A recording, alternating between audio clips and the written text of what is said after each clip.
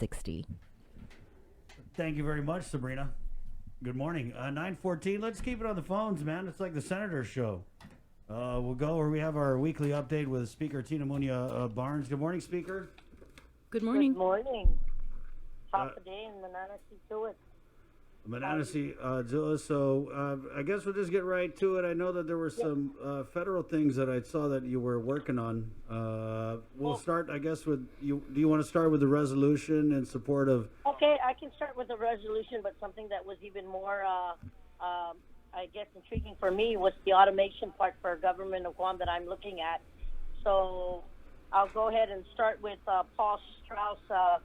Yesterday, I introduced a resolution to support DC's quest for statehood, and earlier this term, I wanted to take the time to thank Paul Strauss, Senator Paul Strauss, who's a shadow senator from DC, who worked closely with me to help me give a better understanding of the likelihood of H.R. 1365 passing the Senate. And you see, just like Guam, their representative does not get a vote in Congress. However, D.C. has democratically elected a shadow senator, which is a voted-in representative to represent their interests in the Senate, and that's also something that I could be looking at for future legislation. I want to share with you that even before when dengue was first apparent, I had been working with some technology folks to get and better incorporate automation into our government of Guam.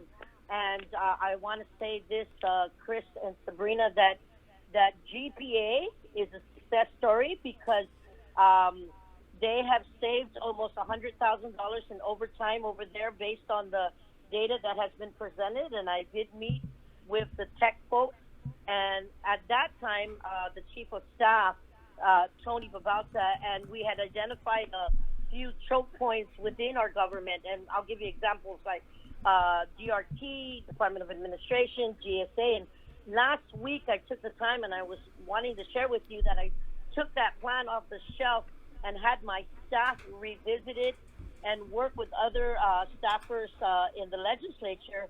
And I want to tell you that I'm fine-tuning a proposal before and to present it to my colleagues so that we can introduce the bill. I do things a little bit differently. I take a draft bill, get input from my colleagues, and see where the reception is, and introduce it if I can get the affirmative votes.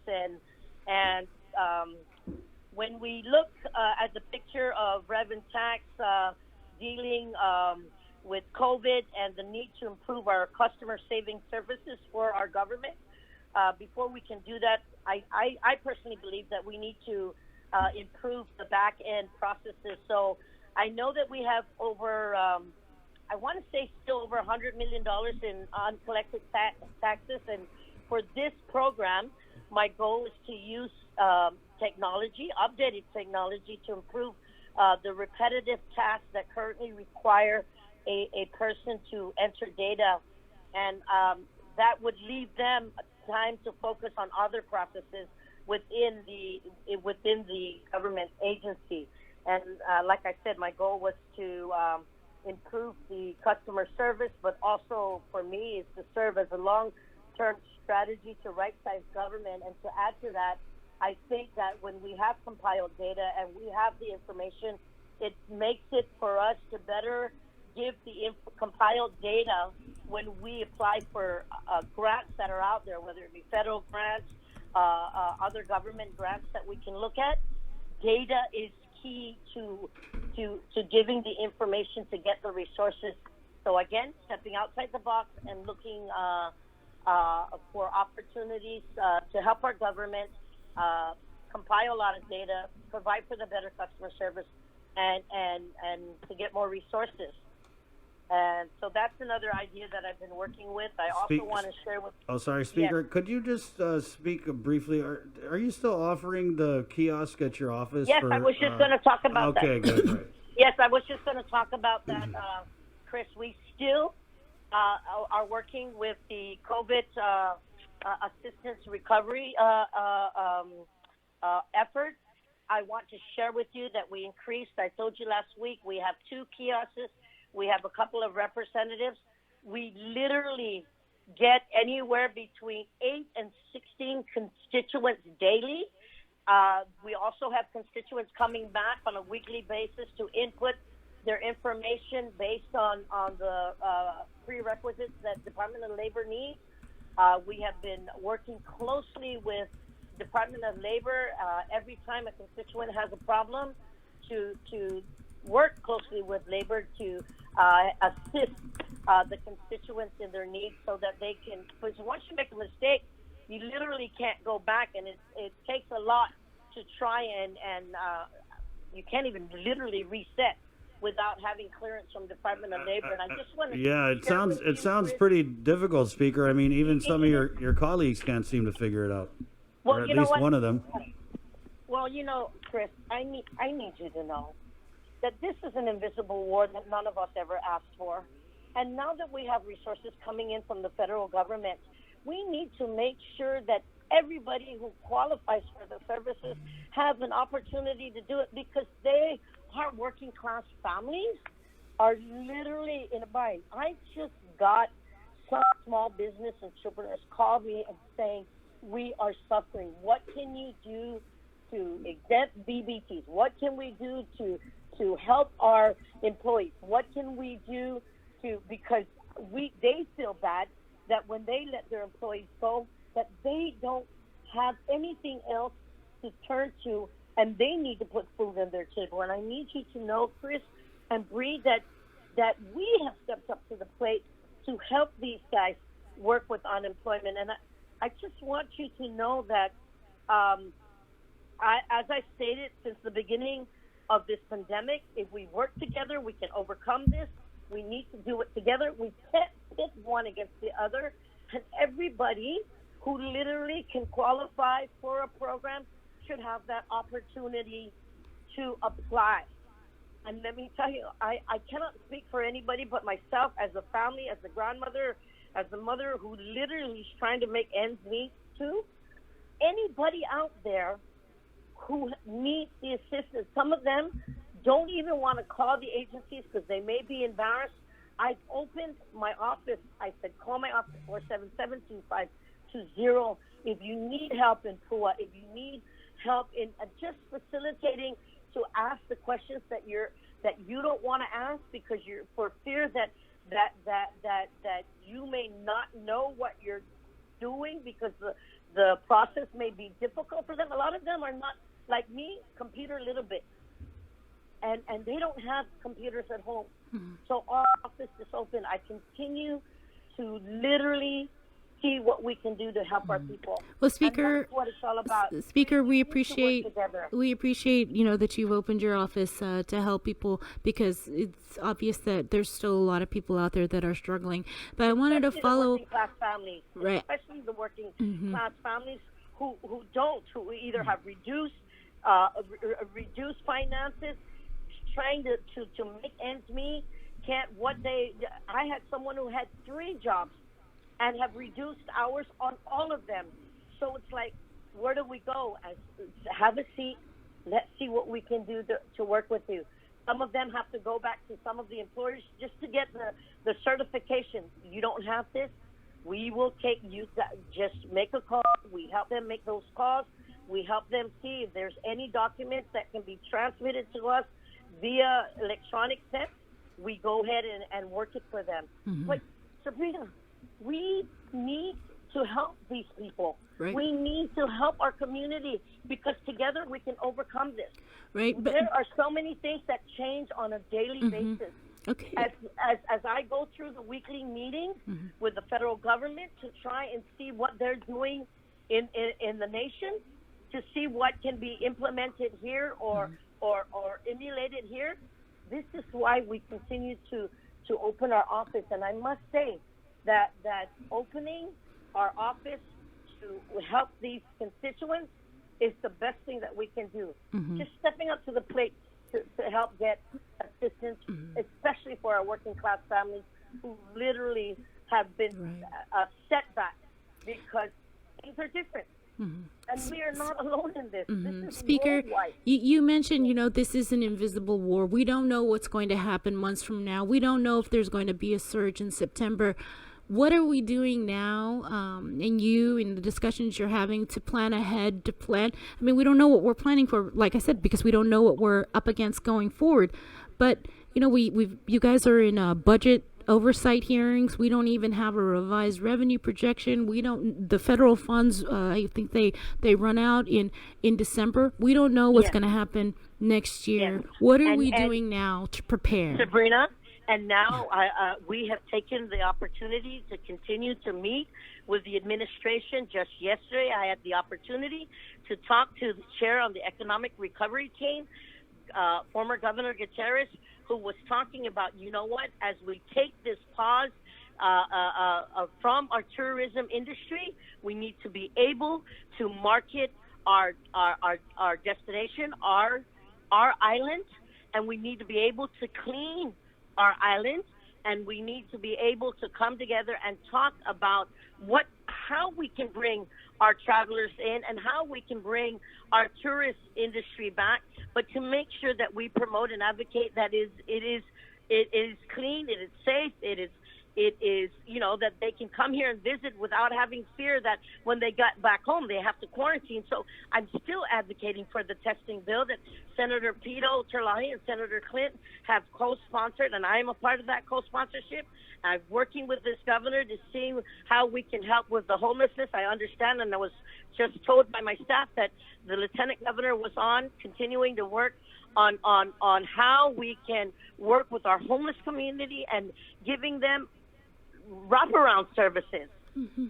And we have also reached out, Sabrina, even to our brothers and sisters in the CNMI to see what they're doing and what plans they have. And a lot of that is similar. I'm going to take with you that as I continue to advocate for the testing, COVID testing bill, you and I know that some of our business stakeholders here in Guam in the tourism industry are adamantly opposed to it. So I've been working with the Council Generals. I spoke to Saipan yesterday. The only one we have not spoken to is the representatives from the Philippines, and we're still trying to get contact. My office said they've reached out, and they're just waiting for a response because I want to see how reciprocity can work with our island so that if they have testing back there and they come here, they're safe. And if they are here after their vacation and they go back, their country will know that they're safe to go back. So testing to and from and accepting reciprocity is another major component that we should be able to look at. As we look at right-sizing our government and saving and looking at modern technology, that's something that we continue to work with. Mm-hmm. And then there's all the other issues, from continuing to address the concerns of my uncle who said that, has those that are alive today have received their compensation. What about us who didn't or applied with other members, like they've applied with back then when Speaker Cruz was the commission member with Speaker Tony and Pinko, that they had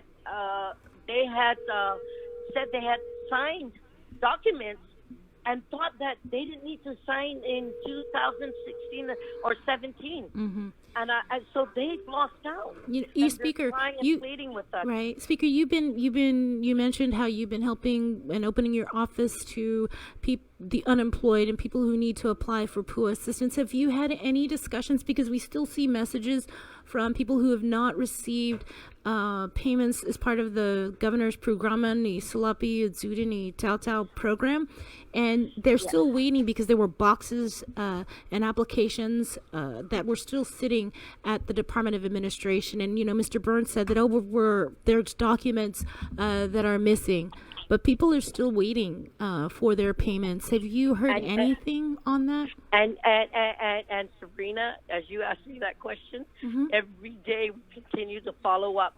We continue to work with the agency that between DOA, Rev and Tax, and whoever else, labor that we need to work with. We have called. We have gotten consent from our constituents to see how we can facilitate for them, and a lot of them are just saying, "Please help us." And that's why Bree, and Chris. This is why this office continues to be open. I have to take my staff and just, I know they're overwhelmed, and I know it's not easy because we're inundated too. But as everybody continues to try and do their part, I know that together we can overcome this. And as fast as we are trying to get all the answers, we take it one constituent at a time. And let me tell you, it makes me feel good personally when they stand up and complete their process and they say, thank you for caring. Nobody can take that away. Thank you for caring, and thank you for just making a difference.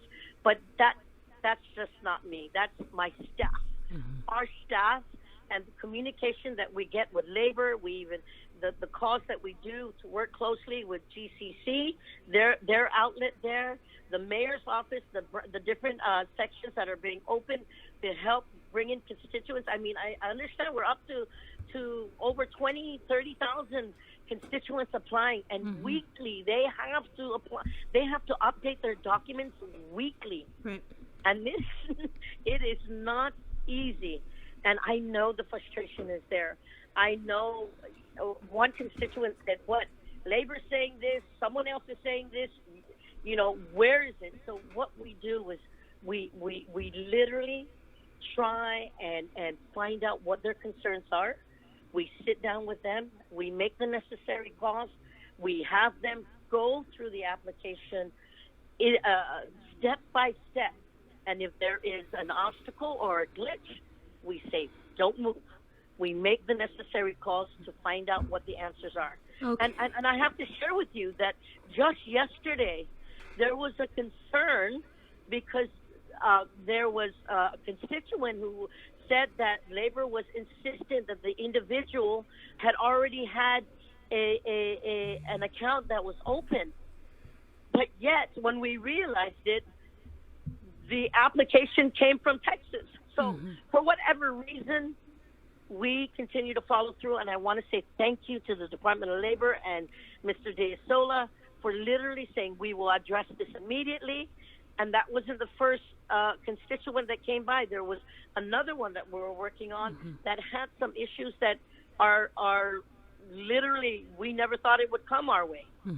So those things need to be addressed, and we are taking it one constituent at a time. And like I said, Bree and Chris, our office number is 477-2520. We will continue to receive our constituents based on the appointments and the calls. We have answered. We try our very best to answer all the calls that are coming in, and I apologize again. I even shared my number. They can text me, they can WhatsApp us, they can email us if they can, and we will make sure that we try and call each constituent that tries to contact our office. Well, thank you, Speaker, for taking the time, and not just for coming on the show, but also taking the time to help people that really need assistance. All right. Jesus Masi. Yes, we have to do this together, Bree, and we can't keep pitting one against another. We need to be able to help our community get the resources that they need from what the federal government has provided for us, at least through the month of December, and try find new opportunities to bring new industry to Guam in the coming as we bounce back and recover. All right. Well, thanks again. And just so you know, it's not about KUM pitting people against one another. It's really just about being that voice for people that are out there waiting in line for food, people who are waiting for their stimulus checks and their Programma ni Slapi Itzuden Benelis Dagu payments. And so that's where we're coming from. So we thank you for doing your part too. And thank you guys for continuing to be the voice to tell our community where to go, how to do it, and get the resources from the different government agencies. And like I said, thank you so much for you guys doing your part also. Okay. And we will continue to work on this until we take care of all our constituents on Guam. All right. Take care. Thank you, Speaker. Wash your hands. God bless. Okay. I will wash my hands. Wear your mask. Thank you. 934. Containing COVID. Yes? So again, we're going to take a quick break, but please stay on the line, and we hope to hear from you too. We want to hear your comments. The number is 637-0094. We'll be back after this. Thank you.